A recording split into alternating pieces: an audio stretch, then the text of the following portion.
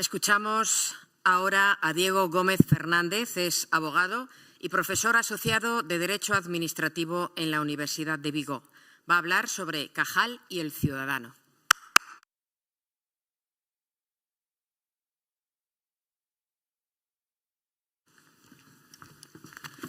Bueno, muchas gracias y sobre todo a nuestro querido Huesca, José Aserías, que es el factotum de todo esto.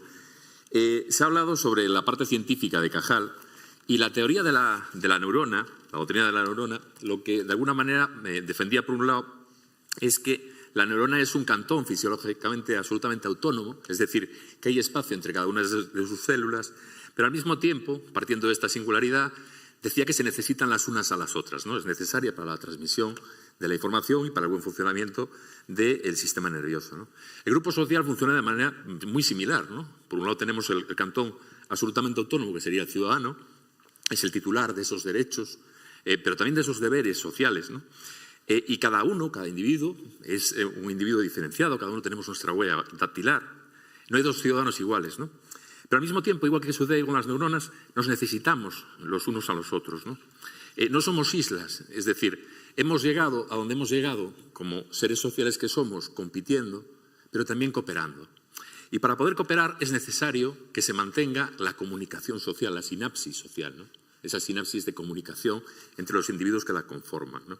Y esto vemos que hoy en día la polarización social que hay, pues está comunicarnos a través de las pantallas, las redes sociales, incluso los medios de ocio que hay, las plataformas y todo eso, lo que hacen es separarnos, ¿no? Es decir, el propio estilo de vida urbano lo que hace es romper con lo que había con las comunidades clásicas.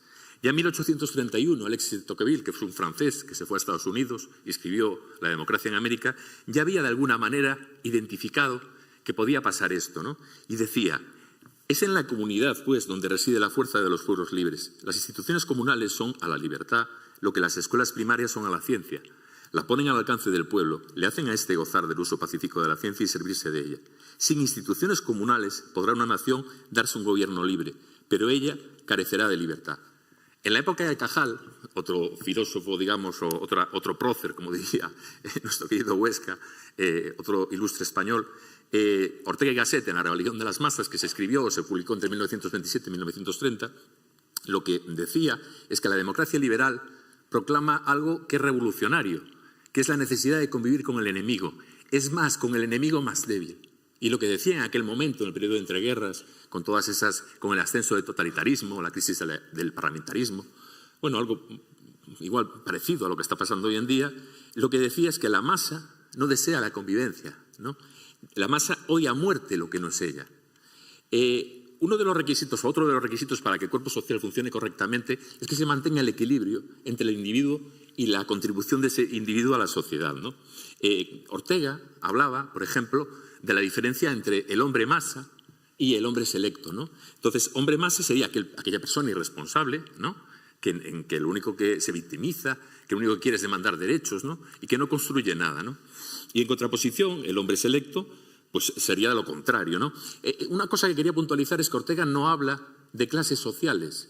Dice que hay hombre masa y hombres selectos en cada una de las clases. Estamos hablando, dice Ortega, de clases de hombres. ¿Y cómo se construye esas clases de hombres? Pues según Ortega, por la educación, ¿no?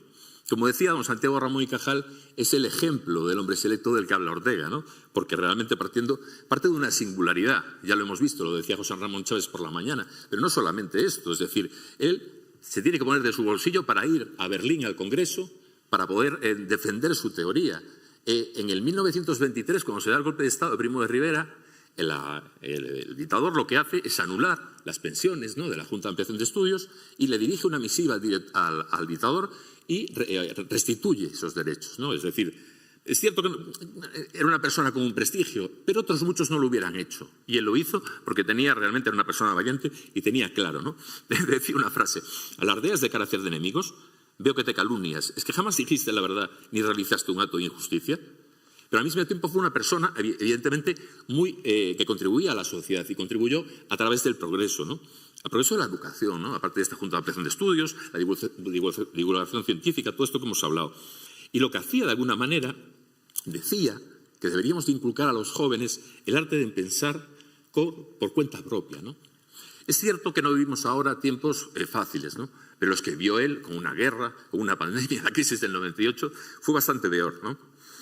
Yo creo que ahora nos toca a nosotros asumir nuestra responsabilidad, intentar ser personas o hombres electos, como era Ramón y Cajal, y realmente dar un empuje para crear personas, mejores ciudadanos y sernos nosotros también mejor ciudadanos, ¿no?